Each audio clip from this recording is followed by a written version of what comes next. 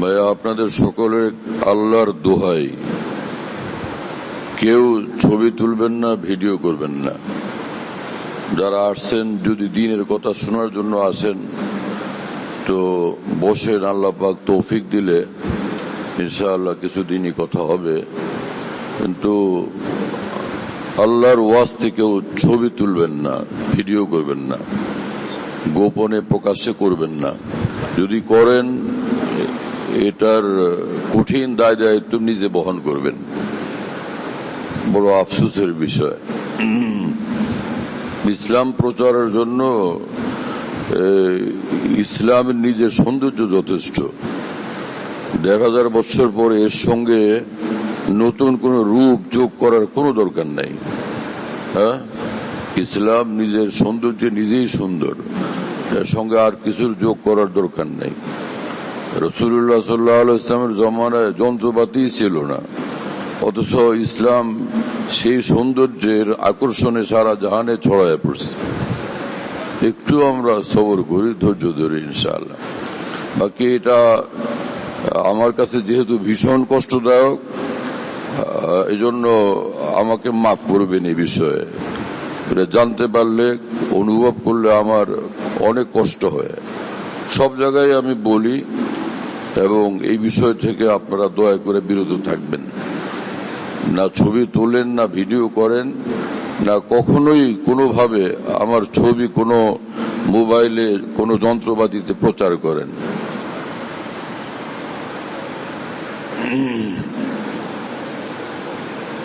বয়ান করতে বসলে এত পেরেশানি থাকে, না জানি কেউ ভিডিও করে, না জানি কেউ ছবি তোলে। কি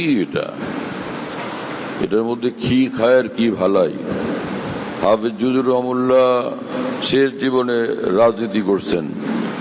হুজুর এখানে রুমাল ঝুলিয়ে দিতেন যাতে কেউ ছবি না তোলে। বাইতুল মুকাররমের পাশে স্টেডিয়ামের সামনে বিশাল মহাসম্মেলন, কিন্তু হুজুর শক্তভাবে নিষেধ করছেন, আমার ছবি তুলবেন না, তাই না?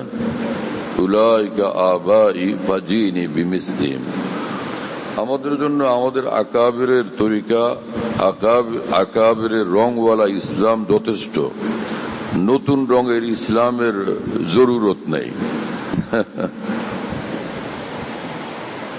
পানি খাও।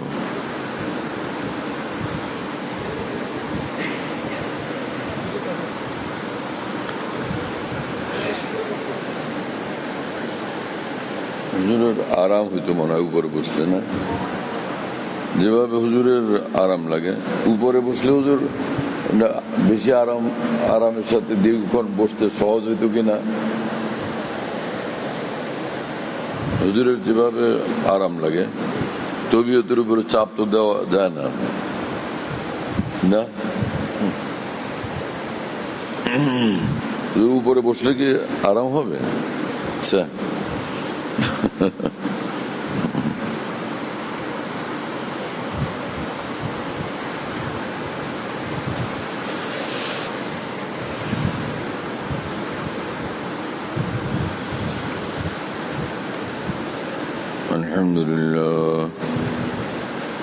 আলহামদুলিল্লাহ ওয়া কাফা ওয়া সালামুন আলা ইবাদিহিল্লাযীনা ইসতাফা।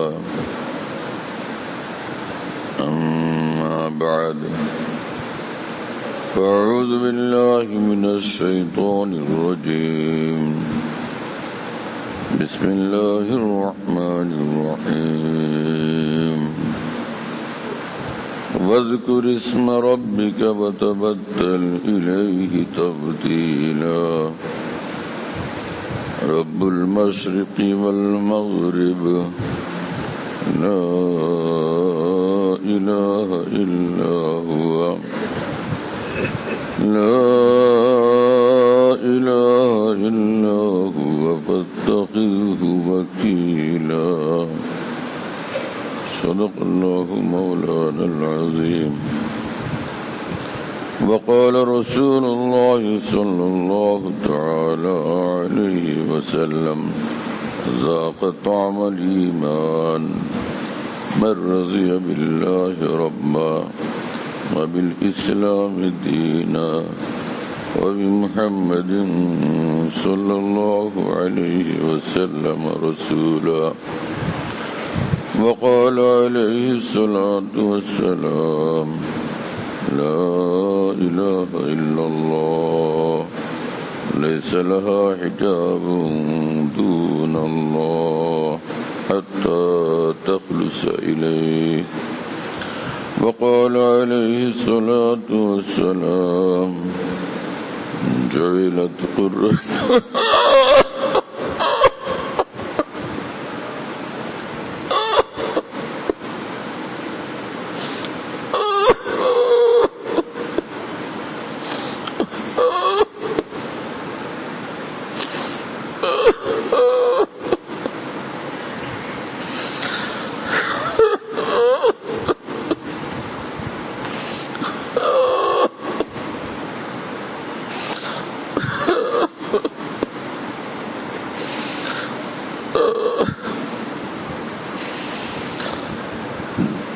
جعلت قرة عيني في الصلاة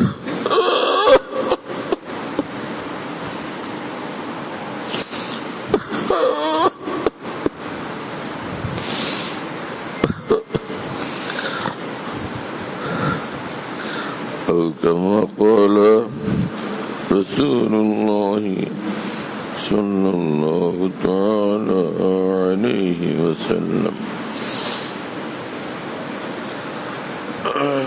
আল্লাহ পাক জাল্লা জালালুহু আম্মা নাওয়ালুহু আমাদের সকলকে মাফ করেন, জান্নাতুল ফিরদাউস আমাদের জন্য মঞ্জুর করেন।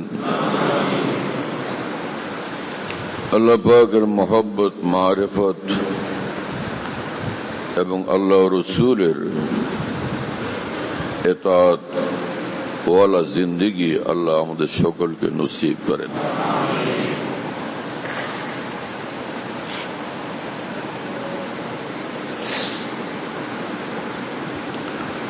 হযরত হাকিমুল উম্মত মুজাদ্দিদুল মিল্লাত মাওলানা শাহ আশরাফ আলী থানভী নওয়ারুল্লাহ তাআলা মারকাদাহু বলেন যে ভাই, দ্বীনের মধ্যে আসল হলো যে অন্তরে আল্লাহর দ্বীনের আজমত থাকে, মহব্বত থাকে। এই দুই জিনিস যদি থাকে তো সবচেয়ে বড় দৌলত তার কাছে আছে। এরপরে এর শাখা প্রশাখা তার জিন্দেগিতে প্রকাশ পাইতে থাকবে ইনশাআল্লাহ।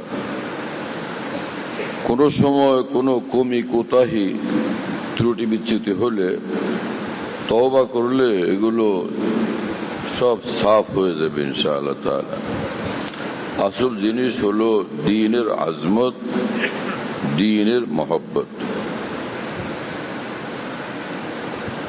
আল্লাহ তাআলা এই দৌলত আমাদেরকে নসিব করেন। ইমাম রব্বানী হযরত মুজাদ্দিদ আল-ফিসানী রাহমাতুল্লাহ আলাইহি বলেন, যার মধ্যে দুই জিনিস আছে, হুব্বে শেখ এবং ইত্তেবায়ে সুন্নত শরীয়ত, তার जिंदगीर सब उसके सब जुलुमात भी अनवार हैं। এই দুই জিনিস কারোর মধ্যে থাকলে, যে শেখের মহব্বত আর সুন্নত শরীয়তের অনুসরণ, ইত্তেবা, তাহলে তার জীবনের সব অন্ধকার অধ্যায়গুলো যা তার নজরে অন্ধকার লাগতেছে বা কারো নজরে অন্ধকার মনে হইতেছে, কাল কিয়ামতে সবটাকে সে একদম আলোকিত দেখতে পাবে। তিনি বলেন যে এই দুই জিনিসের যে কোনো একটা যদি না থাকে, উসকে সব আনওয়ার ভি জুলুমাত হ্যাঁ। তার জীবনের যত আলো আর আলো সে দেখতেছে, আলোকিত অধ্যায়গুলো দেখতেছে, তো আসলে সেগুলো সবটাই অন্ধকারই অন্ধকার। আল্লাহ আমাদেরকে দুনো নেয়ামত নসিব করেন। এত বড় মানুষের রেফারেন্স মুজাদ্দিদ আল-ফিসানির জীবনীতে, যেটা মাওলানা মঞ্জুর নোমানী রহমুল্লাহ লিখছেন, এই মজমুন আছে। হাকিমুল উম্মত নওয়ারুল্লাহ মারকাদাহুর মুলফুজাতে একই মজমুন বারবার বিভিন্ন জায়গাতে দেখার তৌফিক হয়েছে। অনেক বড় কথা। হযরত মাওলানা শামসুল হক ফরিদপুর রহমতুল্লাহ আলাইহি দারুল উলুম দেওবন্দ থেকে প্রত্যেক বৃহস্পতিবারে 18 মাইল পায়ে হেঁটে থানা হন যাইতেন হাকিমুল উম্মত মাওলানা আশরাফ আলী থানভী রহমতুল্লাহর জিয়ারত এবং সোহবত লাভের জন্য, যে সেখানে গেলে হাকিমুল উম্মতকে দেখা যাবে, হযরতকে দেখব, হযরতের সোহবত নসিব হবে। বড় আজব কথা। ময়মনসিংহ এর মাওলানা ফয়জুর রহমান সাহেব রহমতুল্লাহ আলাইহি, আমি যখন ময়মনসিংহ ছিলাম তো হুজুরের কাছে যাতায়াত করতাম বিকালবেলা বা সুযোগ হইলে। হুজুর নিজে আমাকে বলছেন, বড় একটা লম্বা টেবিল মসজিদের সামনে বিছানো ছিল বিকালবেলা। হুজুর আমাকে দেখে হাসলেন, খুশি হলেন, বললেন যে বসেন। তা আমি টেবিলের এক মাথায় বসলাম, আর এক মাথায় হুজুর বসা। তখন সদস্য হুজুরের কিসা শুনাইলেন যে আপনারে সদস্য হুজুরের আজকে এক ঘটনা শোনাব। তো হুজুর বললেন যে সদস্য হুজুর দারুল উলুম দেওবন্দ থেকে 18 মাইল পায়ে হেঁটে প্রত্যেক বৃহস্পতিবারে বেলা নাগা প্রত্যেক বৃহস্পতিবারে তিনি হাকিমুল উম্মতের সোহবতে যাইতেন। আবার শুক্রবার দিন বিকালে 18 মাইল পায়ে হেঁটে দারুল উলুম দেওবন্দে ফিরে আসতেন। এখানে প্রশ্ন হলো যে দারুল উলুম দেওবন্দে তখনকার যে উলামায়ে দ্বীন ছিলেন, তারা আকাবেরে উম্মত, আকাবেরে উলামায়ে দ্বীন, পৃথিবীর সেরা আলেম উলামা সব। সেখান থেকে সদস্য হুজুরের কি দরকার পড়লো থানা ভবনে যাওয়ার? কি বিষয় ছিল? কোন জিনিসের তালাশে তিনি সেখানে যাইতেন? বড় আশ্চর্যের বিষয় না? ওইখানে কি বুখারী শরীফ পড়ানো হইতো না? মুসলিম শরীফ পড়ানো হইতো না? ওইখানে বাইজাবি শরীফ তাফসিরে জালালাইন ছিল না? ওখানে আরবি ভাষা, আরবি সাহিত্যের সর্বোচ্চ যোগ্যতা অর্জন হইতো না? বিষয়টা কি? কেন যাইতেন সেখানে? আরো কি পায়ে হাইটা, আল্লাহ আল্লাহ, তার মাঝে মাঝে বাদ দিলেও তো হইতো। কিছু কিছু সময় না হয় বাদ দিয়ে মাসে একবার যাইতেন, প্রত্যেক বৃহস্পতিবারে। আচ্ছা, সদস্য হুজুর তো সদস্য হুজুর ছিলেন, তিনি তো শাইখুল হিন্দ না। তিনি তো আর শাইখুল হিন্দ মাওলানা মাহমুদ হাসান দেওবন্দি না। শাইখুল হিন্দের ছাত্রদের তিনি ছাত্র। শাইখুল হিন্দ মাওলানা মাহমুদ হাসান দেওবন্দি রাহমাহুল্লাহ তাআলা এত বড় ধরনের আলেমে দ্বীন, এত বেশি বড় মাপের মুহাদ্দিস ছিলেন, এত উঁচু মানের নায়েব রাসূল ছিলেন, এত বড় ধরনের জামে শরীয়ত, জামে তরিকত ছিলেন, এত বড় ইসলাম ইলমের বাহরে জাকার ছিলেন। হাকিমুল উম্মত মাওলানা থানভীর মতো এত বড় মুজাদ্দিদ, মুহাদ্দিস, ফকিহ, তিনি বলতেন, আমার কষ্ট হয়, আফসোস লাগে, এই মানুষটাকে শাইখুল হিন্দ বলা হয়। পরিভাষা হিসাবে তার অর্থ দাঁড়ায় যে সমগ্র ভারত উপমহাদেশের সবচেয়ে বড় আলেম। हजरत थानवी बोलें जो शाइखुल आलम हैं उनको शाइखुल हिंद क्यों कहा जाए? कैसे कहा যাবে? যিনি সারা জাহানের তদানীন্তর দুনিয়ার সবচেয়ে বড় আলেম, তাকে শাইখুল হিন্দ কেন বলবো আমরা? শাইখুল হিন্দ এমন মানুষ ছিলেন, এত বড় ছিলেন এই আকাবেরের নজরে। সেই শাইখুল হিন্দ মাওলানা মাহমুদ হাসান দেওবন্দি রহমতুল্লাহ আলাইহি প্রত্যেক বৃহস্পতিবারে দারুল দেওবন্দ থেকে গঙ্গু যাইতেন ইমাম রব্বানি মাওলানা রশিদ আহমদ গঙ্গু রহমুল্লাহর একটু সাক্ষাৎ লাভ, একটু জিয়ারত, একটু সোহবত, একটু দোয়া, একটু সান্নিধ্য হওয়ার জন্য। কত দূর? এই দেওবন্দ থেকে গঙ্গু কয় মাইল? 35 মাইল। শুনতেছেন ভাইরা? 35 মাইল পায়ে হাইটা যাইতেন। পায়ে হাইটা আবার জুমার দিনে হযরত গঙ্গুহি আরাম করলে, শুয়ে পড়লে তখন সেখান থেকে ফিরতেন। এই লোকগুলোর কি হলো? কোন রোগে পাইল? কোন বিমারিতে তারা মুবতালা হলেন? দারুল দেওবন্দের মতো পৃথিবীর সর্বশ্রেষ্ঠ দ্বীনি প্রতিষ্ঠান, সেখান থেকে তারা ওখানে কেন যাইতেন? এখানে ইলমি মাজগালা, তাসনিফি মাজগালা, উলামায়ে দ্বীনের মাজগালা, তুলাবায়ে কেরামের মাজগালা, ইলমে নবুয়তের মাজগালা, নূরে নবুয়তের মাজগালা, ইলমে ওহীর তাজাল্লিয়াতের মাজগালা, সবটাই তো অনেক বড় ব্যাপার। আর দারুল দেওবন্দ এমন ছিল তখন, সেখানে দ্বীনের কোনো কমি ছিল না। এটা ওই জমানা যে সম্পর্কে হযরত আমাদের আকাবের দেওবন্দ তখন বলতেন যে দারুল দেওবন্দের চাপরাশি দারওয়ান থেকে নিয়ে মুহতামিম পর্যন্ত সব সাহেবি নিসবত ওলি আল্লাহ ছিলেন। সাহেবি নিসবত শব্দটা আজকাল কি জন্য জানি লোকেরা সকলে বুঝে না।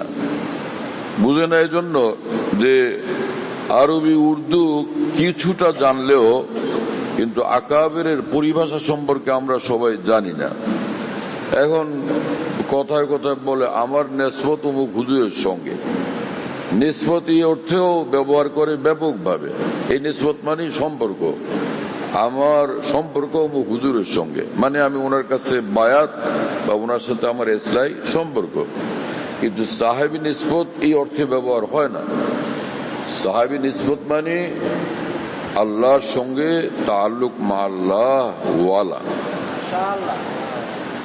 যে তাআল্লুক মা আল্লাহ অর্জন হলে, আল্লাহর সঙ্গে যে সম্পর্কটা অর্জন হলে কেউ নিজামউদ্দিন আউলিয়া হন, কেউ জালালউদ্দিন রুমি হন, কেউ শামসুদ্দিন তাবরিজি হন, কেউ মুজাদ্দিদ আলফে সানি হন। কি কথা বুঝতেছেন? কেউ মাওলানা শামসুল হক ফরিদপুরি হন, কেউ হাফিজ জি হুজুর হন, পীর জি হুজুর হন। সেই জিনিসটা কথা প্রসঙ্গে মনে হলো তো বলি। হযরতে হাফিজ জি হুজুর রহমতুল্লাহ আলাইহি, আল্লাহ উনাদের মর্তবা বেশুমার বুলন্দ করেন। হুজুর আমাদেরকে এই ঘটনা শুনেছিলেন যে গহরডাঙ্গা গেলাম তো রাত্রিবেলা আমাকে থাকতে দিছেন হেফজখানাতে। হেফজখানায় শুইতে গেছি রাত্রে।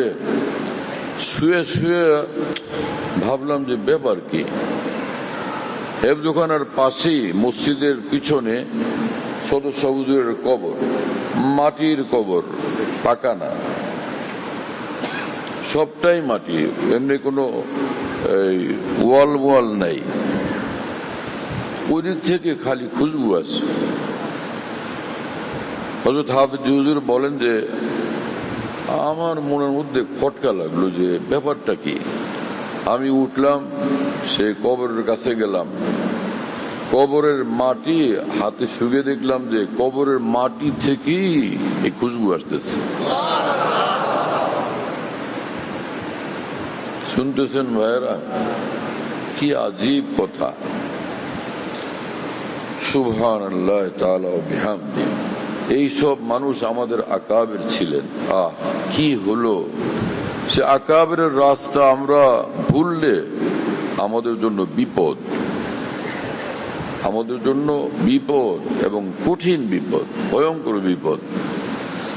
কারণ রাসূল পাক সাল্লাল্লাহু আলাইহি ওয়াসাল্লাম বলছেন যে আল বারাকাতু মা আকাবিরিকুম, দুজাহানের সমস্ত কল্যাণ তোমাদের আকাবিরের পথে। এই কথা যখন বলতেছিলেন তখন সামনে উপস্থিত সাহাবায়ে কেরাম তাদেরকে হেদায়েত দিতেছিলেন, দিক নির্দেশনা দিতেছিলেন। কিয়ামত পর্যন্ত তোমাদের এবং আমার উম্মতের কর্তব্য হলো দুজাহানের কল্যাণ ও কামিয়াবি লাভের জন্য আকাবির দ্বীনের সঙ্গে জুড়ে থাকা। তাদের রাস্তা, তাদের চিন্তা, তাদের ফিকির, তাদের ইলম, তাদের আমল, তাদের বুঝ, তাদের তাফাক্কুহ, তাদের সিদ্ধান্ত, এর ভিতরে থাকো, ফায়দাই ফায়দা, নূরই নূর, কামিয়াবি কামিয়াবি। এটাই সিরাতুল মুস্তাকিম। ওয়াকুনু মা সাদিকিন সিরাতাল্লাযীনা আন'আমতা আলাইহিম। তাফসীরের সব কিতাব পড়ে শেষ করে ফেলতেছি, আর এরপরে আবার তাকাসুসি তাফসীরও পড়তেছি, কিন্তু খালি সিরাতাল্লাযীনা আন'আমতা আলাইহিমটা বুঝলাম কিনা। এইটুকু বুঝলে আল্লাহর কসম তার দুজাহান কামিয়াব। এইটুকু বুঝলে তার দুজাহান কামিয়াব। এইটুকুই তো বোঝা হয় না। তরজমা তাফসীর খালি পড়তেই আছে। কি হলো! ভারতের মাওলানা শাহ মোহাম্মদ আহমদ সাহেব ইলাহাবাদী রহমতুল্লাহ আলাইহি জাহিরি ইলমের দিক থেকে কোন জায়গায় তিনি বুখারী শরীফ পড়াইছেন বলে আমরা জানি না। ফতোয়া স্বামীর ফতোয়া দিতেন জানি না। ইলমে জাহিরের এতেবারে তিনি এত বড় আল্লামা তো ছিলেন না। কিন্তু আশ্চর্য হলো যে ভারতের এত বড় মানুষ, বিশ্বকাপানো আলেমে দ্বীন মাওলানা মঞ্জুর নোমানী রহমতুল্লাহ আলাইহি, মুফতি মাহমুদ হাসান গঙ্গুই রহমতুল্লাহ আলাইহি এবং মাওলানা আলী মিয়া নদভী রহমতুল্লাহ আলাইহি, মুহিউস-সুন্নাহ মাওলানা শাহ আবরার সাহেব রহমতুল্লাহ আলাইহি, এই সবগুলো মানুষ, এই সব উলামায়ে দ্বীন এই বুজুর্গের সোহবতে যাইতেন। মাওলানা শাহ মোহাম্মদ আহমদ সাহেব ইলাহাবাদী রহমতুল্লাহ আলাইহির সোহবতে যাইতেন। কি ওখানে কি জিনিস! ওনারা তো নিজেরাই বিশ্ব কাঁপানো আলেম এবং আল্লামা। ওনারা ওখানে কি তালাশ করতে যাইতেছেন? আশ্চর্য লাগে না? ব্যাপার কি? সেই জিনিসটা কি যেটার তালাশে তারা যাইতেন? সেটা কি কোনো কম দামা জিনিস না অনেক দামি জিনিস? হ্যাঁ, কি আজীব! আর সেই বুজুর্গ এমন ছিলেন যে একবার মাওলানা মঞ্জুর নোমানী, মাওলানা আলী মিয়া নদভী রহমাহুল্লাহ দুজন গেছেন ওই বুজুর্গ মাওলানা শাহ মোহাম্মদ আহমদ এলাহাবাদী রহমাহুল্লাহর সাক্ষাতে, হযরতের সোহবতে। ব্যস্ত মানুষ তারা, সারা দুনিয়ার হাজারো দ্বীনি মাসাইল নিয়ে ব্যস্ত। কিছুক্ষণ থাইকা বললেন, হযরত আজকের জন্য ছুটি চাই, ব্যস্ততা আছে। তো ওই বুজুর্গ তখন বললেন জোশের ছুটে সাথে সাথে বললেন, আয় আল্লাহ, आंधी पानी आए और एक भी जाने न पाए। আল্লাহ ঝড় তুফান শুরু করায় দেন, একটাও যেন যেতে না পারে। ওনারা বলেন যে আশ্চর্য, উনি জুমলাটা বলার সাথে সাথে আকাশ ভীষণ ভাবে মেঘাচ্ছন্ন হয়ে গেল। আর সে কি ঝড় বৃষ্টি আরম্ভ যে হইল। তো দুইজন একজন আরেকজনের মুখের দিকে তাকান আর বলেন, যাইয়ে মাওলানা, যাইয়ে আমি, যান মাওলানা, যান এখন। সবাই হাসতেছিলেন যে আল্লাহ কি হলো। এতটা মুস্তাজাব দাওয়াত ছিলেন হযরত মাওলানা শাহ মোহাম্মদ আহমদ সাহেব ইলাহাবাদী রহমতুল্লাহ আলাইহি। শুনতেছেন ভাইরা?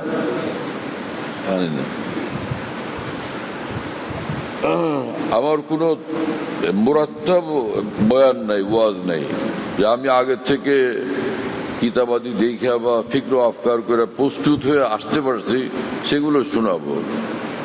কোনো কিছুই জানি না, বাস তাওয়াক্কুল আলা আল্লাহ, চুপচাপ বসে যাই। আমার আকাবির দ্বীনের দুয়ার বরকতে যা কিছু আইনে বক্তে, অর্থাৎ এই মুহূর্তে যা দিলের মধ্যে হাজির হয় সেটা আপনাদেরকে শুনাই। আজীব এক মুশকিল।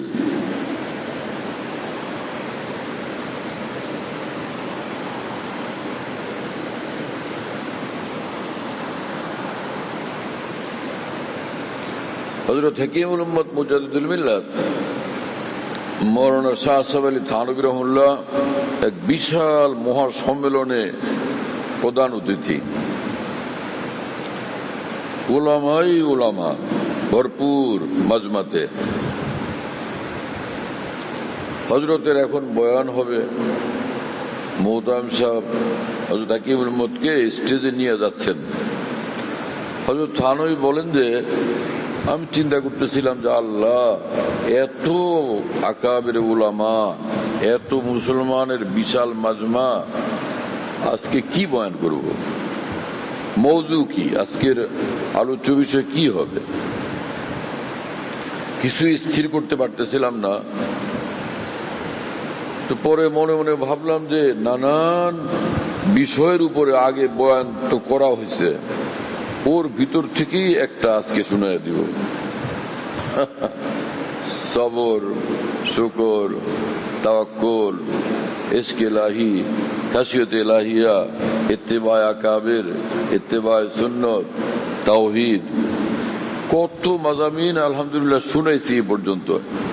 প্রত্যেকটাই তো আহাম, একটা শুনাই দেব।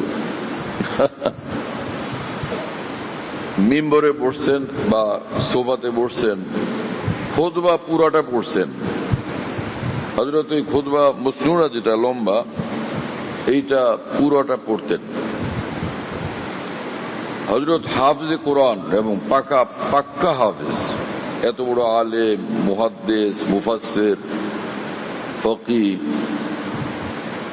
হযরত বলেন যে আমার খুতবা শেষ, কোন একটা আয়াত এবং কোন একটা হাদিস আমার জেহেনে আসে না, একদম না।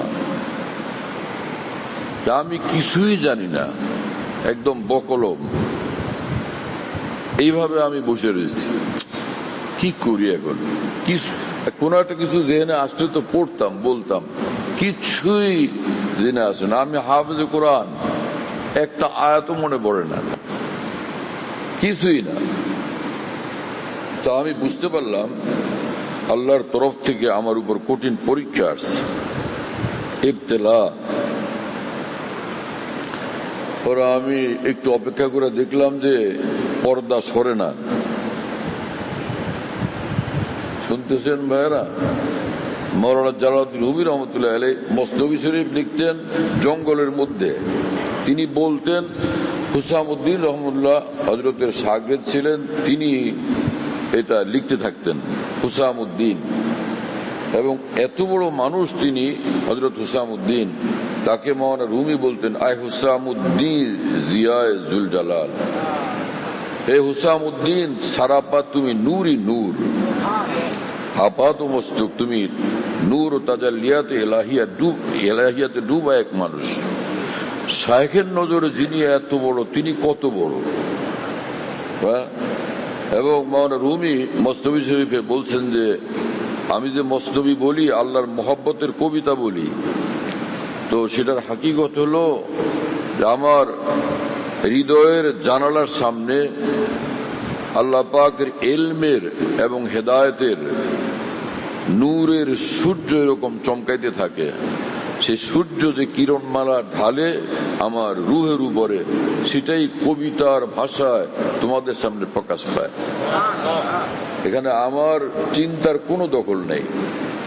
এবং আমি যখন কবিতার দুই কলি, দুই ছন্দ, দুই মেসরা মিলানোর জন্য চেষ্টা করি, কখনো একটু হঠাৎ নিজের ভুলে, আমাকে উপর থেকে রব্বুল আলামিন এলহাম যোগে বলেন যে কি কবিতা মিলানোর ধান্দা, হ্যাঁ? মাওলানা রুমির ভাষায় কাফিয়া আন্দে সামো দিলদারে মন। আমি যখন কবিতা মিলানোর ফিকিরে মশগুল হই, কাফিয়া আন্দে সামো দিলদারে মন, গোয়াদা মন্দেশ জুজ দিদারে মন। আরে তুমি কোনো ফিকিরই করবা না, আমি মাহবুবে পাকের উপর নজর ছাড়া, আমার নূর, আমার দিদার, আমার তাজাল্লি, আমার জামালের উপর নজর ছাড়া আর কোনো খেয়ালে তুমি করবা না। তোমার কবিতা বানানোর এই ব্যবস্থা আমি করব। শুনতেছেন ভাইরা? হযরত হাকিমুল উম্মত থানবীর খলিফা খাজা আজুল হাসান মরজুব রহমতুল্লাহের ভাষায় যে আয় খিয়ালে দোস্ত আয় বেগানা সাজে মা সিवा इस भरी महफिल में तूने मुझको तन्हा कर दिया। হে প্রিয় মাওলা, আপনার খেয়াল আমার সব খেয়ালকে ধ্বংস করে দিচ্ছে, আর কোনো খেয়াল নাই, এক খেয়াল। কি আজব কথা! এইরকম কথা মানুষ বলতে পারে? হ্যাঁ, কি আশ্চর্য! আল্লাহ আল্লাহ আল্লাহ আল্লাহ, কোথায় ছিলেন এই মানুষরা?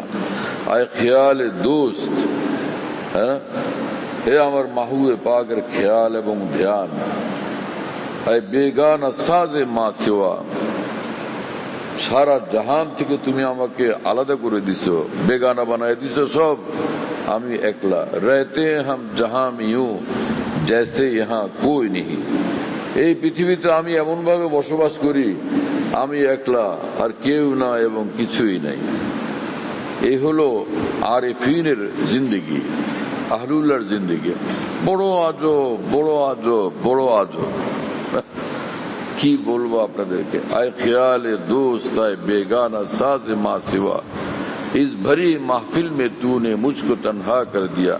পৃথিবীর বিশাল মাহফিলে হে মাওলার ভালোবাসা, তুমি আমাকে একলা বানায় দিছো। তাওহীদ কি জিনিস? হ্যাঁ, তু দরু গুমশো বিসালি নস্তু বস, গুমশুদান গুমকুন কামালি নস্তু বস।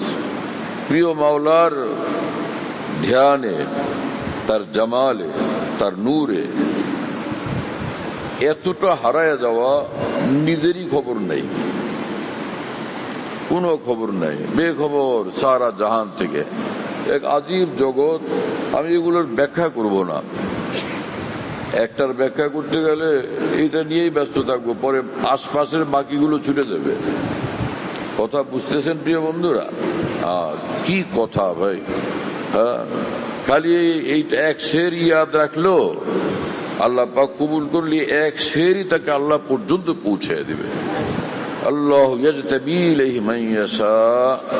কুরআন শরীফে আল্লাহ পাক বলেন যে আমি যাকে চাই একদম ডাইরেক্ট ধরে আমার বানায় নি, সোজা। আল্লাহ ইয়াজতাবি ইলাইহি মান ইয়াশা। अजीब, जाके चान मावला से मावलार हुई जाए। ताबेदानी हर किरा यजदा बेखन अज हमा कार जहां बेकार मन। एक बुजुर्ग बोलें जे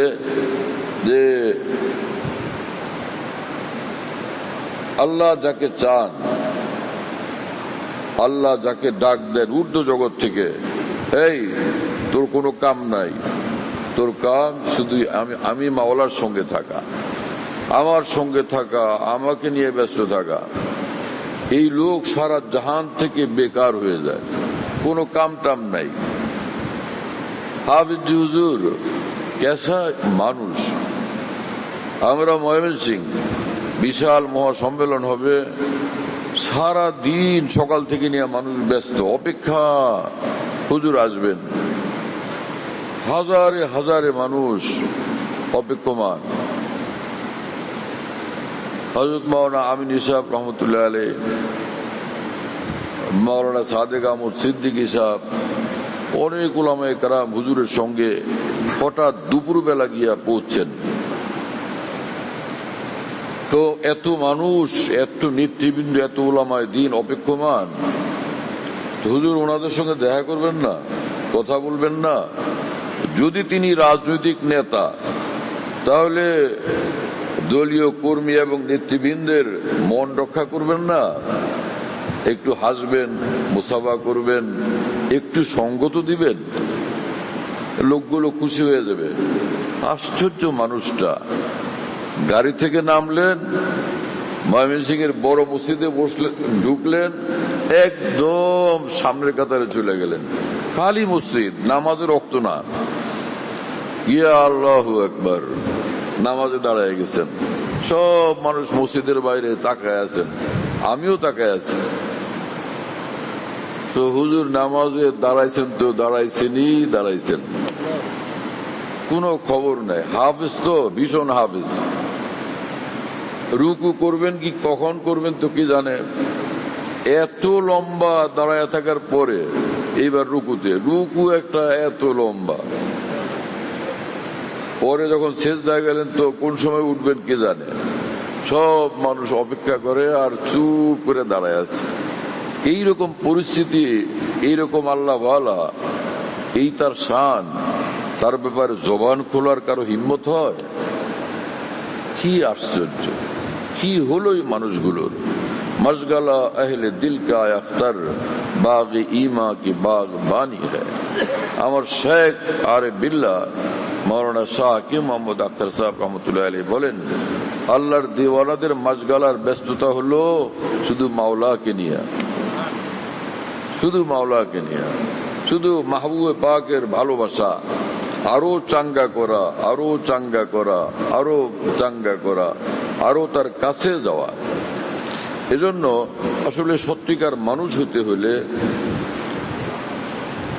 এবং সত্যিকার ঈমানওয়ালা হতে হলে, আল্লাহকে পাইতে হলে রাস্তা একটাই, সেটা হলো কোন আল্লাহওয়ালাকে ধরা, তার সঙ্গে চলা। मौलाना शाह मोहम्मद अहमद साहब इलाहाबादी भाषाয় तन्हा न चल सकोगे मोहब्बत की राह में। আল্লাহর ভালোবাসার এই পথ তুমি অতিক্রম করতে পারবে না রে ভাই। मैं चल रहा हूं आप मेरे साथ आइए। আমি চলছি, তুমি আমার হাত ধরো, সাথে চলো। আমি যে মঞ্জিল পর্যন্ত পৌঁছবো তুমিও সেখানে পৌঁছবা। मौलाना जलालुद्दीन रूमी रहमतुल्लाह अलैहि भाषाয় हिम पर इल्ला के बापर हाय शेख ताबी बीनी कर्र फर्र हाय शेख। খবরদার, নিজের ইলম ও আমলের ডানার জোরে আল্লাহ পর্যন্ত পৌঁছার চেষ্টা করে তুমি সফল হবে না। হিম অপর পরিধান, উড়না পারাদ, সেই হিম অপর, হিম মানে আলা।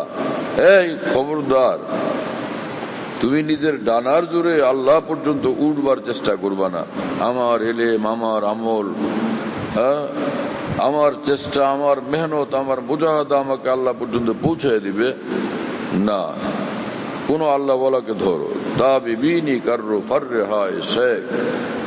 যে আল্লাহ ওয়ালার সঙ্গে, সে সাদিকিনের সঙ্গে, সিদ্দিকিনের সঙ্গে যখন তুমি উড়বা, থাকবা, চলবা, ফিরবা, দেখবা যে পূর্বে লাহির কি দাপট, তাজাল্লিয়াতে লাহিয়ার কি দাপট, কি ঝড়, কি তুফান। আজীব মামলা। কিভাবে বলি আমি অল্প সময় এত সব কথা। আমার আসাতেজা, আমার আকাবির, আমার বুজুর্গানের দোয়ার বরকতে এই মুহূর্তে কত সব বিষয় আল্লাহ তাআলার করমে আমার চোখের সামনে আলহামদুলিল্লাহ ভাসতেছে। আমি ভাবি যে কোনটা ধরি কোনটা ছাড়ি। সিরিয়াল বানানো তো মুশকিল লাগে। হ্যাঁ, ওইদিকে হযরত থানবীর তো খুতবা পর্যন্ত গিয়া থামিয়ে গেলাম, তাই না? ওইদিকে সাইকুলুদ্দিন রহমুল্লাহর 35 মাইল হাঁটা পর্যন্ত গিয়ে আবার সেটা রয়ে গেছে। আল্লাহ করে সেটা বয়ানের তৌফিক হয়, হোক মুক্তাসার। হীরা একটু হলো সেটা অনেক দামি জিনিস, অনেক বড় সম্পদ। তো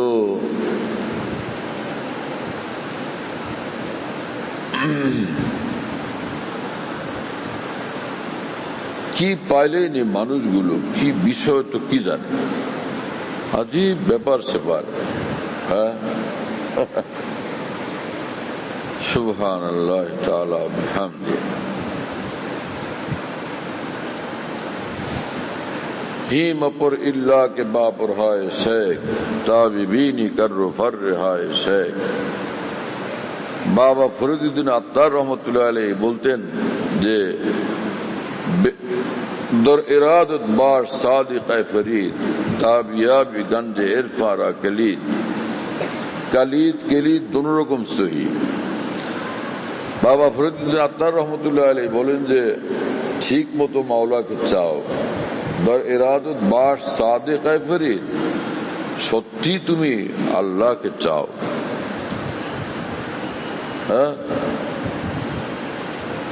তাবিয়াবি গঞ্জে ইরফারা কলিদ, তাহলে মারিফতের ভান্ডার এবং জাহান তোমার সামনে উন্মোচিত হবেই হবে।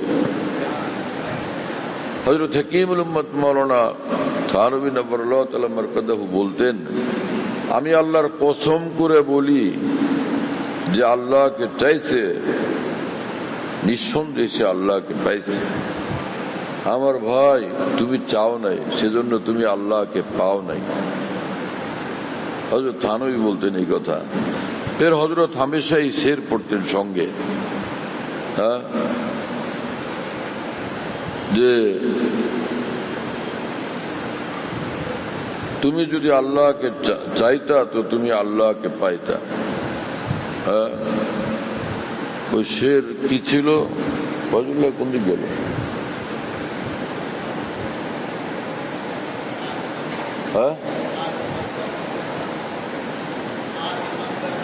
हाँ शाबाश। आहे मनगर असरे दास्ते यार बुकोयम गुजरे दास्ते।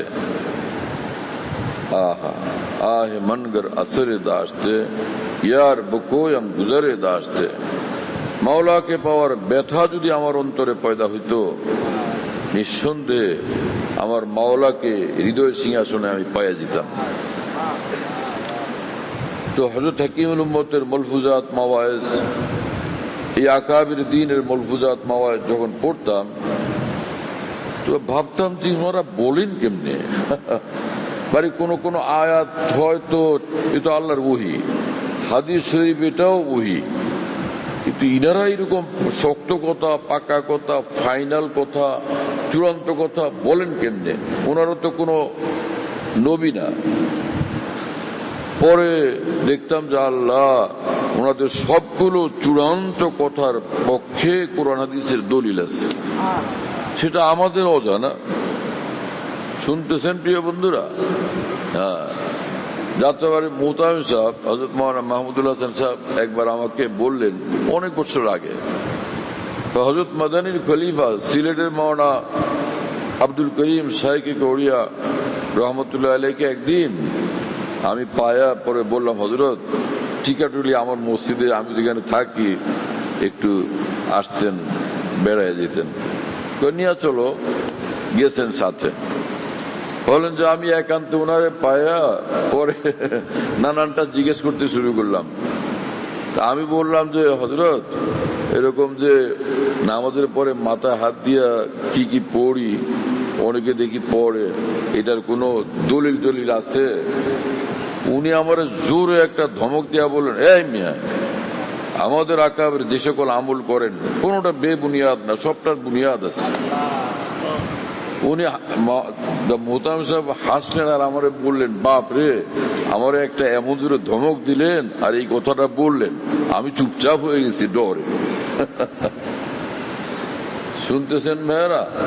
অনেকে বলে যে কোন বুজুর্গ বলছেন, কোন আকাবের বলছেন, এক শ্রেণীর মুসলমানই পৃথিবীতে এরকম, আমি জানি তারা কাফের না, তারা আবু লাহাব না, তারা আবু জাহাল না, এবং তারা মুখলেস মুসলমান নিজেকে মনে করেন, আর সত্যি তাদের কথায়, আচরণে, জিন্দেগির নেশায়, পেশায় মনে হয় অগ্রগামী মুসলমান হতে চান, কিন্তু রাস্তা ভুল করে ফেলছেন। এতটুকু পার্থক্য, রাস্তাটা ভুল করে ফেলছেন।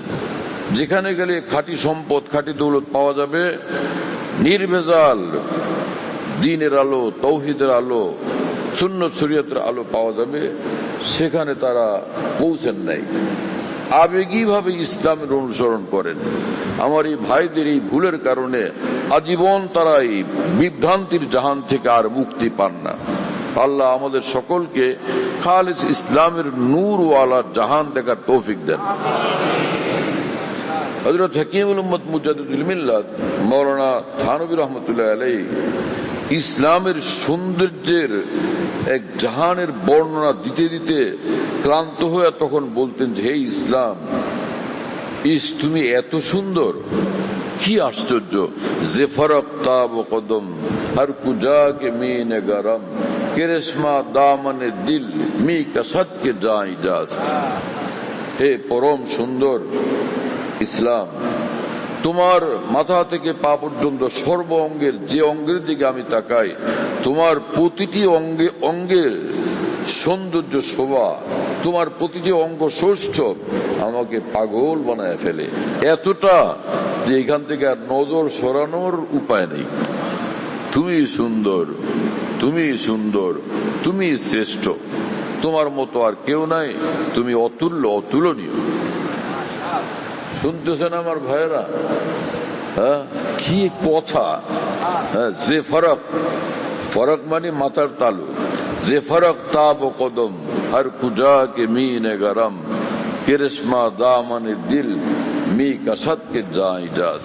হ্যাঁ, তোমার সৌন্দর্যের কারিশমা পাগল করে, যে এইখানেই উৎসর্গিত হ, নিবেদিত হ, বস, আর কোনো জায়গা নাই। শুনতেছেন ভাইয়েরা? কি কথা বলতে গিয়া কোথায় যে চলে গেলাম। যেটা বলার ছিল সেটা আর বলা হলো না। হাসিয়া, এই বাইনা সুতুর, এগুলো বলতে বলতে সময় এত দূর গেল। যেটা বলতে চাচ্ছিলাম সেটা হলো এই যে আমি বলতেছিলাম যে সিরাতুল্লাযিনা আনআমতা আলাইহিম আমরা তো পড়ি, তাফসিরে সব কিতাব পড়ে ফেলি, কিন্তু ওর তরজমা হল করা ছাড়া আর এবারতগুলো হল করা ছাড়া গভীর মর্ম পর্যন্ত পৌঁছার সুযোগটুকু আমাদের হয় না। দুইটা কমির কারণে। একটা হলো ইত্তেবায়ে শরীয়তে অটল হওয়া, যেটাকে ইলতিজামে তাকওয়া বলে। তাকওয়ার উপর অটল, তাকওয়ার উপর অটল, তাই না? যা আল্লাহ আল্লাহ রসুলের হুকুম অলঙ্ঘনীয় সেটা আমি মানবই, এক। আরেকটা হলো সোহবতে আহলুল্লাহ। শুনতেছেন ভাইয়েরা? হ্যাঁ, হযরত হাকিমুল উম্মত নাওয়ারাল্লাহু মারকাতুহুর মতো মানুষ এই কথা বলছেন। এই মজমুন আল কালামুল হাসান কিতাবে আছে যে তিনটা কাজ যে ব্যক্তি করবে, কোরআন সুন্নাহর গভীরে কি নূর, সৌন্দর্য, হীরামণি মুক্তা লুকায়িত আছে, তার সামনে সেটা উদ্ভাসিত হবেই হবে। তিনটা জিনিস। একটা হলো উলুমে আরবিয়ত মে পুখতেগি, হ্যাঁ। নম্বর 2 ইলতিজামে তাকওয়া। নম্বর 3 সোহবতে আহলুল্লাহ। এক নম্বর হলো আরবি ভাষার উপরে পূর্ণ দখল। এটাই তো আজকে আমাদের নাই, সেটাই নাই। হ্যাঁ, নাহু, সরফ, আদব, বালাগাত, এগুলোর উপরে একদম পূর্ণ দখল হওয়া। দ্বিতীয় হলো সর্ব অবস্থায় আল্লাহর অসন্তুষ্টির পথ থেকে বাঁচা, শরীয়তের হুকুমের উপর অটল অবিচল থাকা। নম্বর 3 কোন কামিল আল্লাহ ওয়ালার সঙ্গে সম্পর্ক রাখা, তার সোহবত, দোয়া, নজর পাওয়া এবং নেওয়া। আমি যেটাই বলতে চাই ওটার পক্ষে কত সব ঘটনা বলি, কিসসা কাহিনী আকাবের মনে পড়তে থাকে আলহামদুলিল্লাহ, কিন্তু বলার সময় এত হবে কোত্থেকে। হ্যাঁ, এই তিনটা জিনিস যদি হয়, হযরত থানভী বলেন কোরআন সুন্নাহর গভীরে কি আছে এটা তার সামনে আল্লাহ পাক উদ্ভাসিত করে দিবেন। ঠিক এই অর্থেই এই মানুষ মাওলানা শাহ মোহাম্মদ আহমদ সাহেব এলাহাবাদী রহমতুল্লাহ আলাইহি এত বড় আকাবের উলামা যাদের নাম নিলাম, তাদের সামনে এই বুজুর্গ বলতেন, কিসি নে আপনি বেপায়া করম সে किसी ने अपने बेपाया करम से मुझे खुद कर दिया रूहुल मानी। কোন অদৃশ্য সত্তা নিজের সীমাহীন দয়া বলে আমাকে তাফসীর রুহুল মানি বানায় দিয়েছেন, আমাকে বানায় দিয়েছেন রুহুল মানি। তার মানে কোন রুহুল মানি পড়া লাগবে না। এর অর্থ হলো যে আমি যখন দ্বীনের কথা বলতে চাই তো কোরআন সুন্নাহর ব্যাখ্যা, কোরআনের ব্যাখ্যা, হাদিসের ব্যাখ্যা, দ্বীনের ব্যাখ্যা মহান আল্লাহ ইলহাম যোগে আমার রুহে নাজিল করতে থাকেন। এই হলো এর অর্থ। আল্লাহ পাক আমার দিলে ঢালেন, সেটা আমি বলি। মাওলানা ফজলুর রহমান গনবুরাদাবাদী রহমতুল্লাহ এক বুজুর্গ ছিলেন, হাকিমুল উম্মত থানভী রহমাতুল্লাহ এই বুজুর্গের সোহবতে মাঝে মাঝে যাইতেন। উনি জালালি ভাব নিয়ে থাকতেন, জালালি ভাব, গরম গরম থাকতেন, সব সময় গরম গরম ভাব দেখাইতেন। আমি যখন লালবাগে ভর্তি হইলাম সরবেকা, হযরত হাফেজ জিউজুর রহমাতুল্লাহ প্রায় এই সাইডে দাঁড়াইতেন নামাজে, মুহাদ্দিস সাহেব রহমতুল্লাহ আলাইহি প্রায় এখানে দাঁড়াইতেন, শাইখুল হাদিস সাহেব রহমতুল্লাহ আলাইহি প্রায় এই সাইডটা এক জায়গায় দাঁড়াইতেন। আশ্চর্য, মাওলানা সালাউদ্দিন সাহেব রহমতুল্লাহ প্রায় এদিকে দাঁড়াইতেন, হযরত মুফতি আব্দুল মুঈজ সাহেব রহমতুল্লাহ আলাইহি প্রায় এদিকে দাঁড়াইতেন, ওনারা ওই দিক থেকে আইসা এইদিকে দাঁড়াই দিতেন। তা আমি একদিন দাঁড়াইছি তো ঠিক আমার বাম পাশে আইসা এই সামনের কাতারে হযরত হাফেজ জিউজুর রহমাতুল্লাহ দাঁড়াইছেন। জীবনে দেখি নাই এত বড় মানুষ। গাঁওগ্রাম থেকে আসছি, ভোলার অজপড়া গা থেকে। আমি তো ডরে ভয়ে কাঁপতেছি যে আমার পাশে হাফেজ জি হুজুর, সুন্নত পড়তেছিলাম, নাম ফরজের আগে সুন্নত, দাঁড়া পড়তেছিলাম মানে দাঁড়াইছি আর কি। হাফেজ জি হুজুর দাঁড়াইছেন পাশে। তো একটু পরে তখন জামাত শুরু হবে না, দাঁড়ান লাগবে তো পাশাপাশি লাগালাগি। হুজুরকে দেখে আমি আমার তবি ভয়ের চোটে, মানে আমার অনিচ্ছাকৃত ডরের চোটে আমি একটু সরে দাঁড়াইছি। হুজুর আমার দিকে এইভাবে তাকাইছেন। আমি তাকাইছেন মানে আমি যাতে ঠিক মতো কাছে দাঁড়াই সেটা তো আমার মাথায় আসে নাই। গাঁওগ্রাম থেকে আসছি, কোনো তরবিয়ত নাই, কিচ্ছু নাই, তরবিয়ত পাই নাই, বুঝি নাই, বুঝ আসে নাই। আমি ভয় পাইয়া ওখান থেকে এক দূর একদম পিছনে চলে গেছি।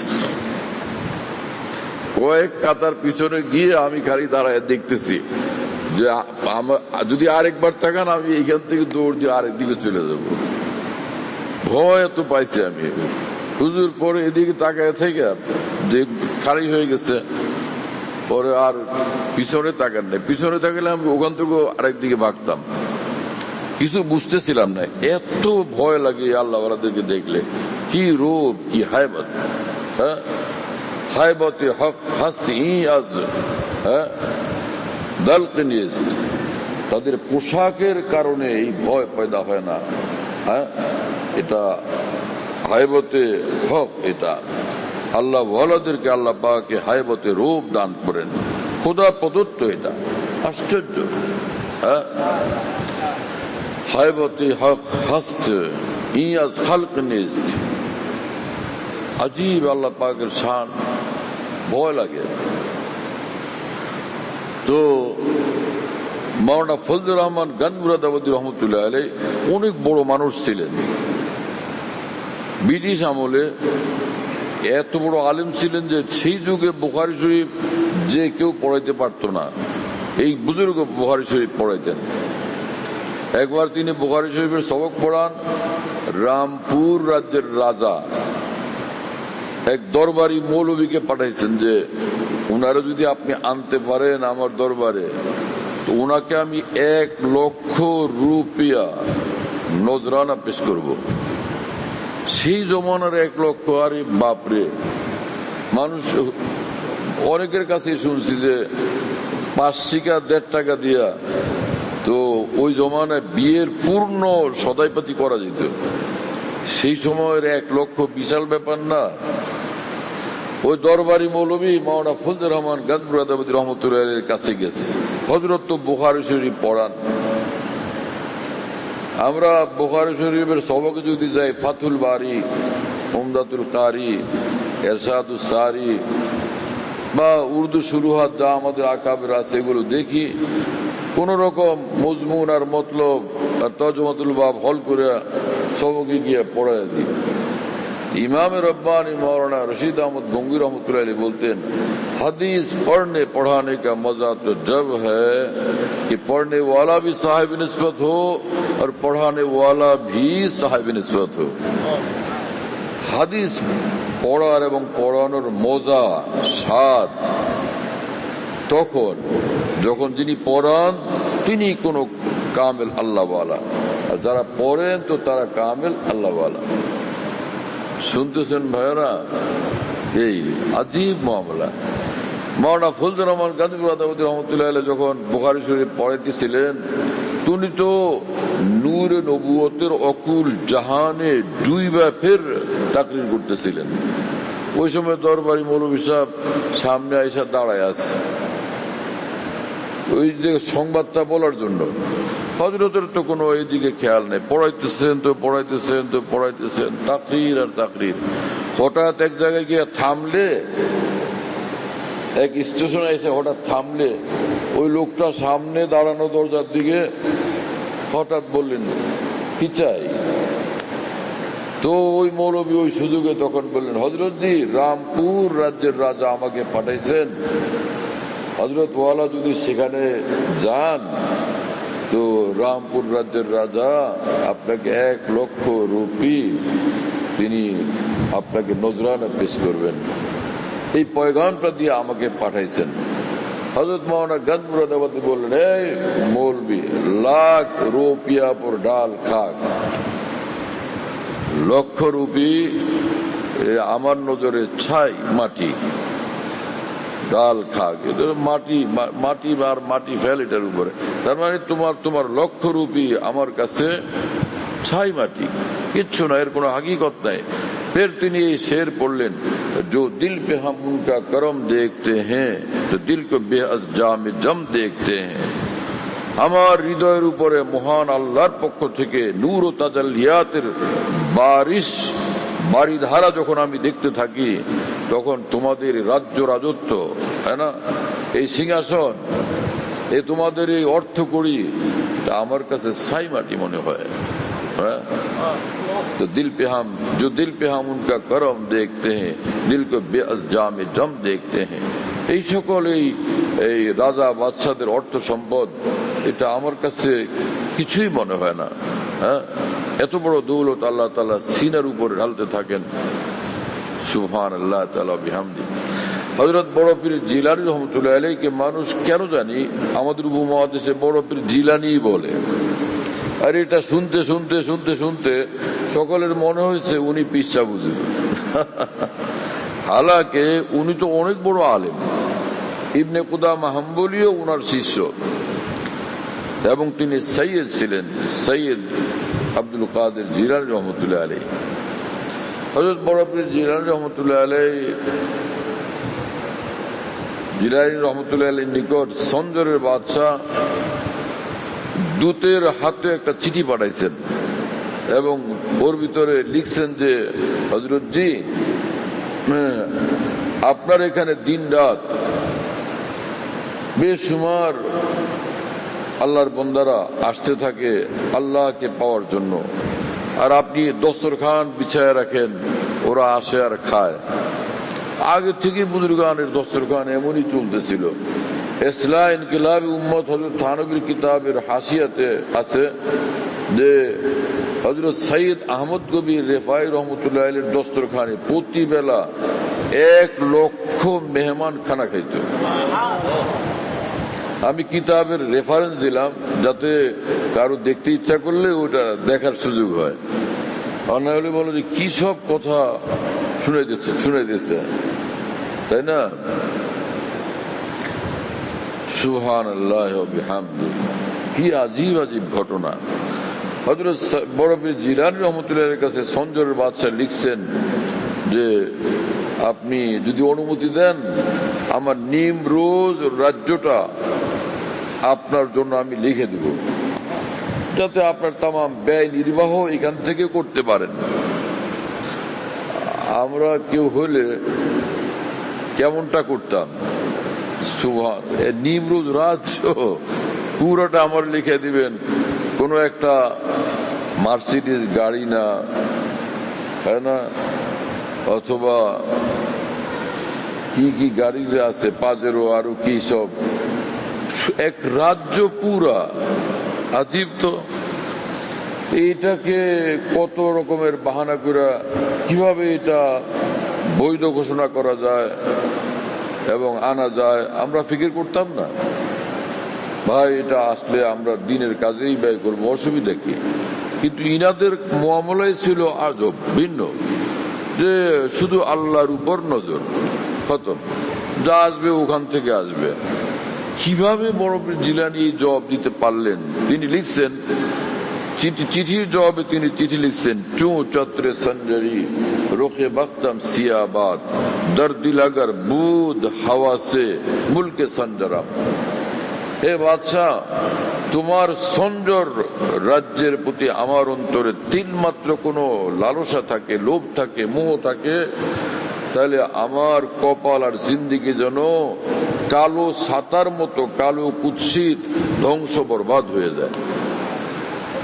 চু চত্রে সঞ্জরি রোকে বখতম সিয়াবাদ দর্দি লাগার বুধ হাওয়া সে মুলকে সঞ্জরাম। পরে ব্যাখ্যা করছেন, জাগা কে ইয়াফতাম খবর আজ মুলকে নিম সব, যেদিন থেকে গভীর নিশীতে মহান আল্লাহর সঙ্গে ভালোবাসার মিলনের এই অতুলনীয় সম্পদের রাজ্য রাজত্বের সন্ধান পেয়ে গেছি।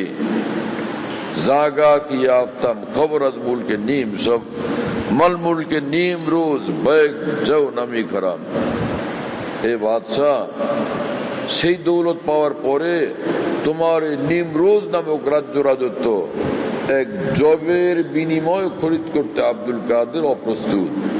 এতটা তুচ্ছ আমার নজরে এই জিনিস। সুবহানাল্লাহ বিহামদি।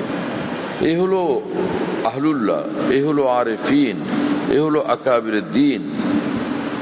যাই হোক, ওই মৌলানা ফজলুর রহমান গঞ্জওয়াদি রহমতুল্লাহ নিকট হযরত থানভী গেলেন। তো গেছেন যে কানপুর থেকে গেছেন, যাইতে যাইতে যাইতে, তখনকার রাস্তাঘাট তো ভালো না, যাইতে যাইতে এশার নামাজ রক্ত হয়ে গেছে। হযরত সাক্ষাৎ খাদেম গিয়া খবর দিছে যে কানপুর থেকে এক মৌলানা আসছেন আপনার সঙ্গে দেখা করতে, দেখো। গরম হয়ে গেছেন, বললেন যে কোথেকে আসছো তুমি? কানপুর থেকে। এখন এশার বক্ত, তুমি এত রাত্রে এসে পৌঁছছো আমার এখানে, এটা আসার সময়? এত রাত্রে এটা একটা সাক্ষাৎ করার সময়? কেন আসছো তুমি এত রাত্রে? গাঁও গ্রামে গেছেন, ধমকা ধমকি রাগারাগি, হযরত থানভীর তো অবস্থা কাহিল। এর বললেন যে এত রাত্রে তুমি এখানে আসছো, এখন আমি তোমাকে খাওয়াবো কোত্থেকে? খানা পাকানোর সময় এখন, কোত্থেকে খাওয়াবো আমি? আল্লাহ ওয়ালাদের হাফিজ হুজুরের কাছে গিয়ে যদি আমি হাজির হইতাম আর হুজুর ধমকা ধমকি শুরু করতেন, তাহলে আমার উপায় কি? কথা বুঝেন নাই? হাফিজ হুজুরের ছোট ভাই মাওলানা ইউসুফ সাহেব রহমতুল্লাহ আলাইহি, এই যে কামরাঙ্গীরচর হযরত মাওলানা ফারুক শাহ হুজুরের আব্বা, একদমই আজব বুজুর্গ ছিলেন, মুত্তাবে শরীয়ত, মুত্তাবে সুন্নত। এক নিজের মেসাল তিনি নিজে ছিলেন।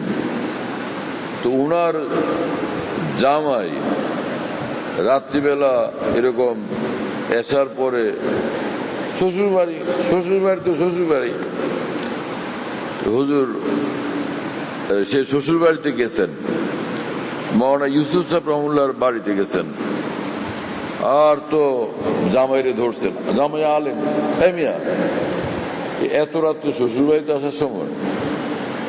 হ্যাঁ, এই সময় আপনার এই এখন আপনার আগে আসবেন তো খানা পাকাবে, এত রাত্রে আপনার জন্য খানা পাকাবে কে? খানা আপনার জন্য আগে থেকে রান্না করা আছে। এখন কোথেকে খানা খাওয়াবে? শাশুড়িকে কষ্ট দিবেন না আপনি? আলেম মানুষ তো, এই জন্য ধরতে সুবিধা, তো ওনারে কায়দা মতো ধরছেন। আসছেন মিয়া, আসছেন এত রাত্রে, না হয় একটা মুরগি সাথে নিয়ে আসতেন, ওইটাই না হয় শাশুড়ি রান্না করে খাওয়াই দিত। আর না পারতেন কয়টা ডিম নিয়ে আসতেন, আরে 1-2টা ডিম হাতে করে নিয়ে আসতেন, বেচারি রান্না করে না হয় ভাইজা ভুজা খাওয়াই দিত। আলেম বেচারা কি করবে? আর বুজুর্গ মানুষের পালায় পড়ছে, আব্বা ভুল হয়ে গেছে, আর করবো না এরকম। কি কথা বুঝেন নাই? কয়েকদিন পরে আবার একদিন ফজরের নামাজের সময় বাড়ির পাশের মসজিদে সাক্ষাৎ, দেখেই ভাবলেন যে কি আজকেও কি রাত্রে আসছিল নাকি, দায়িকা কাছে আনছেন, বলছো আপনি কখন আসছেন? আব্বা এই মাত্র আসছি আমি। তা আমি এটা শুনে আমি ভাবছিলাম কি এইরকম কথা, কি এই ঘটনা কি সত্য? আল্লাহ জানি এটা কি। আমি কারো কাছে বলতে ডর লাগতো যে ভাই এক আল্লাহ ওয়ালার ব্যাপারে এরকম কথা বললে কোন বিপদে পড়ি। একদিন আমি এই ঘটনা খাস কামরাতে চুপচাপ আহবাবদের শুনাইতেছিলাম। এক জোয়ান মাওলানা বলে, হুজুর এটা আমার আব্বার ঘটনা। আমার মানে এই যে হযরত মাওলানা ইউসুফ সাহেব রহমাতুল্লাহ আমার নানা, এই ঘটনা আমার আব্বার সঙ্গে ঘটছে। সত্যি ঘটনা কি সত্যি? বলে একদম সত্য।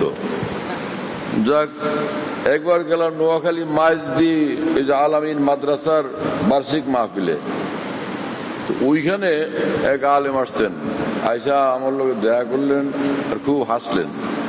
আমি চিনি না, বললেন যে ওই যে আপনি ঘটনা বয়ান করেন না, যে এরকম রাত্রি গিয়া হাজির হইলে শ্বশুর বাড়িতে যে হযরতজি মাওলানা ইউসুফ সাহেব রহমাতুল্লাহ ধমকাইলেন, রাগ করলেন, আবার আরেকদিন ফজরে ধরলেন যে, হ্যাঁ সেই মাওলানা আমি। আমি বলি ইয়া আল্লাহ, আল্লাহ রহম কর। এটা শুনেলাম যে মাওলানা গাঞ্জুরাদাবাদীর ঘটনার মজা পাওয়ার জন্য হযরত থানবীকে খুব রাগ করলেন, এত রাত্রে আমি খানা খাওয়াবো কোত্থেকে? মাওলানা থানবী চুপচাপ হয়ে গেছেন, জোয়ান মানুষ। পরে একজনকে পাঠাইছেন যে যাও তো, যে আমার মেয়ের ঘরে কোনো খানা দানা আছে কিনা। তো ওখান থেকে খানা পাইছে, কি জানি নিয়ে আসছে। হযরত মুরাদাবাদী এই ওনাদের দেশীয় যে খাট, কি জানি রশি মশি দিয়া বানায়, ওই খাটের উপরে উনি বসে রয়েছেন, আর হযরত থানবী নিচে দস্তরখান বিছায়া ওখানে খাদেমে দিচ্ছে, তো ওখানে খাইতেছেন। একটু পরে বললেন, মিয়া কি খাইতেছ, ক্যা খা রহে হো? তো হযরত থানবী বললেন, হযরত জি রোটি হ্যায় আর अरहर की दाल। হযরত জি রুটি আর অড়লের ডাল দিয়ে খাইতেছি। বলে যে আচ্ছা ভাই, খাও ভাই খাও, আল্লাহ কি নেয়ামত হ্যায় ভাই, খাও, আল্লাহ কি নেয়ামত হ্যায়। কি বলবো আমি, আল্লাহর কসম, হযরতের এই ভাষার মধ্যে কি যে নূর অনুভব হয়, আহা আশ্চর্য। দিলের ভিতরে হযরত হাকিমুল উম্মত থানবী বলেন, কলবে যদি নূর থাকে, নূরওয়ালা অন্তর হয়, সে দুনিয়ার কথা বললেও তার দুনিয়ার শব্দগুলোর সঙ্গে নূরই নূর বের হইতে থাকে। আর যদি দুনিয়াদার হয়, সে যদি দিনের কথাও বলে, তার ওই কথার সঙ্গে ভিতরে যা আছে সেটাই বের হয়ে আসে। সে জুলুমাত আর অন্ধকার অন্ধকার এগুলো বের হয়ে আসে। এজন্য দিল গুলিস্তা থা তো হর শায় সে টপকতি থি বাহার, দিল বয়াবা ক্যা হুয়া আলম বয়াবা হো গিয়া। দিল যদি তৌহিদের নূরে, মোহব্বতের নূরে, খাসিয়তে ইলাহিয়ার নূরে, জিক্রের নূরে আবাদ থাকে, এরকম আল্লাহ ওয়ালার কাছে বসে থাকলে তার চোখের চাহনি থেকেও নূর বর্ষণ হইতে থাকে, তার রূহ থেকে রুহে নূর আসতে থাকে। ইমাম গজালি রহমতুল্লাহ লিখছেন, মুকাসাবাতুল কুলুব কিতাবে আছে এই মজমুন, যে ফাইন্নাত তিবা তাসরিকু মিনাত তিবা। কার কাছে বসো দেখো, আগে বুঝো, কারণ যার কাছে বসলা তার ভিতরের এই গুণাবলী, তোমার তবিয়ত, তোমার মন, তোমার অন্তর, সেগুলোকে তোমার অজান্তে ভিতরে আহরণ করতে থাকবে, চোরের মতো চুরি করে করে উপরে নিয়ে যেতে থাকবে। এজন্য যেখানে সেখানে বসতে নাই। হ্যাঁ, বসা চাই তো কোনো আল্লাহ ওয়ালার সঙ্গে বসা চাই, আল্লাহকে ভয় করনে ওয়ালা মাননে ওয়ালা বান্দার সঙ্গে বসা চাই। শুনতেছেন ভাইয়েরা? হ্যাঁ, সাগে আসহাবে কাহাব রোজে চান পায়ে নেকা গিরফত মর্দম সুদ। কুত্তা, আসহাবে কাহাবের কুত্তা, সে আল্লাহ ওয়ালাদের সঙ্গে থাকছে। আশ্চর্য যে সেই কুত্তাও নাকি জান্নাতে যাবে। কেসা মুআমালা! হ্যাঁ, সুবহানাল্লাহ বিহামদি। শেখ সাদি সিরাজি রহমতুল্লাহ আলাইহি গুলিস্তা কিতাবের মধ্যে বলছেন যে একদিন গোসলখানায় হাম্মামে ঢুকলাম, আমার এক বন্ধু আমাকে একটা মাটির ঢেলা দিয়া বললো যে দেখো তো এটা কেমন। শুয়ে দেখি মাটির ঢেলার থেকে মেশকো আম্বরের মতো খুশবু আসে। আমি হয়রান যে এটা কি। হ্যাঁ, তো বকুফতা আমান, আমি তাকে জিজ্ঞেস করলাম, কিরে তুমি কি মেশকো না আম্বর? বকুফতা আমান গিলে না চিজে বুদাম বলে কিন মুদ্দতে বাগুল নেশাস্তাম। সে বললো আমি নিরেট নিছক মাটির ঢেলা, তবে কি ভীষণ খুশবুদার ফুলের সঙ্গে দীর্ঘদিন থাকছিলাম। হ্যাঁ, জামালে হাম নিশি দরমান আসর কর ওয়াগার নামান হুমা খাকাম কে হাসতাম। আমি শুধুই মাটি, কিন্তু যার সঙ্গে থাকছি তার সুগন্ধ আমাকে এমনটা প্রভাবিত করছে, এখন আমাকে শুনলে তোমার মনে হয় আমি ফুল বা মেশকো আম্বর।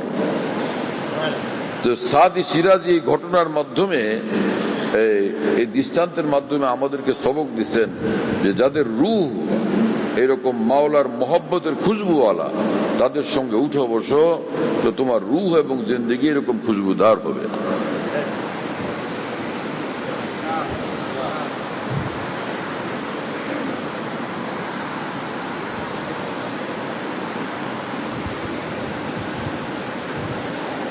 হযরত থানবী খাইলেন, খায়া দেওয়ার পরে রাত্রিবেলা থাকলেন। ফজরের নামাজের পরপরই মাওলানা ফজলুর রহমান গঞ্জবরাদাবাদী রহমতুল্লাহ আলাইহি দুই মেহমানের, উনি তো এক মেহমান, আরেকজন মেহমান ছিলেন, তারে প্রথম ডাকছেন। বললেন যে এই মিয়া তুমি কখন যাবা? বললেন যে मैं तो नहीं जाता, আমি তো যাচ্ছি না, আমি যাব না। হ্যাঁ, এমন রাগ হলেন তাকে। হযরত থানবী বলছেন, নিজে বয়ান করছেন যে তারে ধাক্কাইতে ধাক্কাইতে ধাক্কাইতে ধাক্কাইতে নিয়ে একদম দূরে, অনেক দূরে ঠেলে পৌঁছে দিয়ে আসছেন। এখন যাবা তুমি, এখন বের হয়ে যাবা এখান থেকে। তো ওই লোকের দিচ্ছেন তাড়ায়া। এইবার আসছেন, আইসা হযরত থানবীকে ধরছেন। তুম কব যাতে হো, তুমি কখন যাইতেছো? হযরত থানবী বলেন, আমি বললাম হযরত আমি আবি যা রা হুঁ, হযরত আমি এখনই যাইতেছি। বললেন যে যাও, এখনই যাও। তো কোন বড় আলেম বুজুর্গ আল্লাহওয়ালা বলছেন, হযরত জি হুসনে আখলাক, ভালো ব্যবহার, সদাচার ইসলামের শিক্ষা না হযরত জি? হ্যাঁ।